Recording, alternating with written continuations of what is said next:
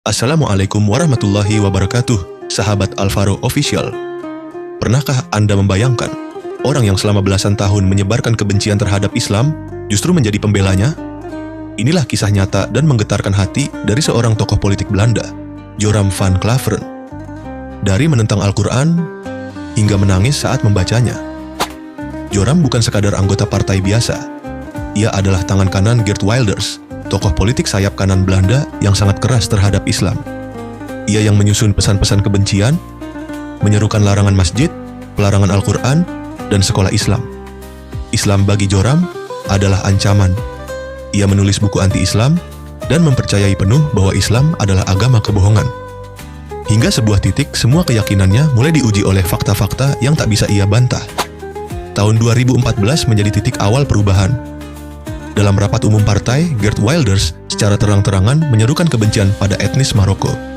"Apakah kalian ingin lebih sedikit orang Maroko di Belanda?" katanya, dan pendukung bersorak setuju. Di sanalah hati kecil Joram terusik.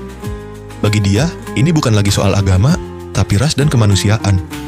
Ia pun keluar dari PVV dan mencoba jalannya sendiri, tapi semua sia-sia. Ia gagal total dalam politik.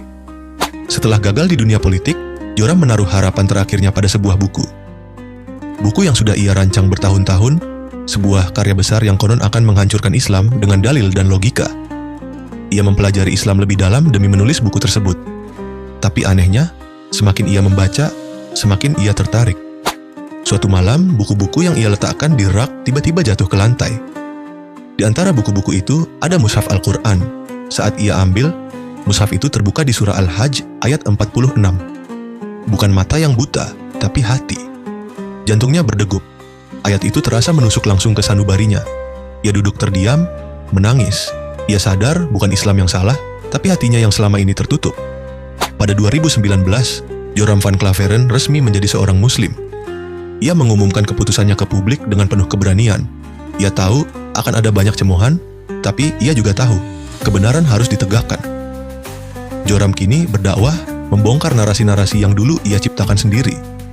"Saya harus menebus masa lalu saya," katanya, "setidaknya selama 12 tahun ke depan, sama seperti lamanya saya menentang Islam." Sahabat Alvaro, kisah Joram van Klaveren adalah pengingat besar bagi kita semua. Allah bisa membalikkan hati siapa saja, bahkan dari pembenci menjadi pembela. Tak ada hati yang terlalu gelap untuk cahaya Allah. Jika Joram yang dulu menyebarkan kebencian saja bisa tersentuh hidayah, bagaimana dengan kita yang lahir dalam Islam? Jangan biarkan hati kita buta.